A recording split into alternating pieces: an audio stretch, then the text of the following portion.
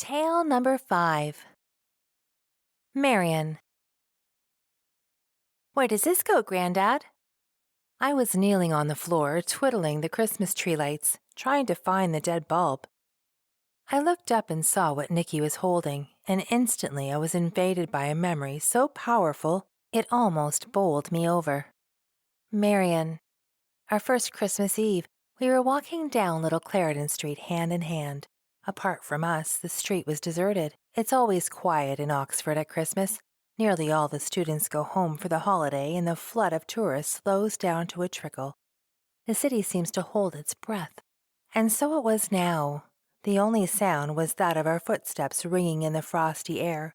Marion's cheeks were glowing pink with the cold, and she was smiling. She was beautiful. There used to be a shop in Little Clarendon Street that sold fascinating small things from all over the world. Maybe there still is. I haven't been to that end of Oxford for years, not since. Anyway, as we passed the shop, the light suddenly came on, illuminating an angel, set in the exact center of the window. We crossed the road to get a better look. It was exquisite. The long blonde hair swept behind her head seemed to stir slightly in a ghostly wind. The scroll she held in her right hand seemed to be slowly unrolling. Her great wings arched behind her as she bent towards us, ready to read her message. I have never before or since seen a piece that seemed so utterly alive. Marion was so delighted that she actually clapped her hands. The sound rang through the empty street like a pistol shot. "Oh, isn't she beautiful?" she cried. I leant forward to read the ticket. It said, "German, handmade," and carried a price tag that made my eyes water. I made a few mental calculations. I had a generous Christmas box from my parents, and I still had some money left from last term's grant. With the new grant coming in straight after the holiday, I reckon I could afford to be extravagant. "Come on," I said, and grabbed her arm and led her into the shop. "Oh, Jimmy, you can't," Marion said. "It's so expensive." "It's our first Christmas," I said, "and I'm feeling flush. Let's buy it. It'll cheer up the house." We were living in a dismal little terrace house in Jericho, or rather Marion was. In my capacity as sub-dean, I had been given rooms in college, but we weren't allowed women in our rooms. So I moved in more or less permanently to Marion's shared student accommodation.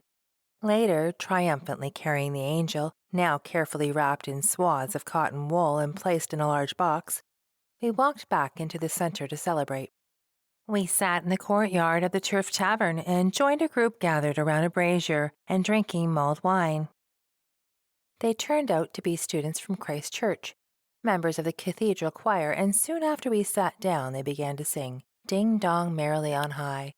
Their pure voices rose up in the air, mingling with the smoke from the brazier, and Mary and I smiled at each other and held hands. Have I told you about her smile? It was... "Grandad!" "Sorry, Nicky, I was miles away."